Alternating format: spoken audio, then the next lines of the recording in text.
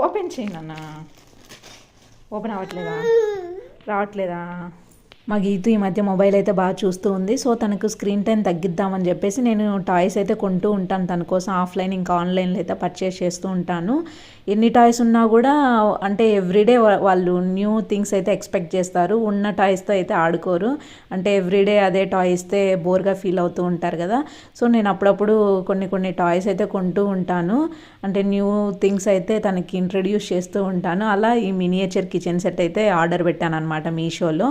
రీసెంట్గానే ఇవి వచ్చాయి. క్వాలిటీ అయితే చాలా బాగున్నాయి.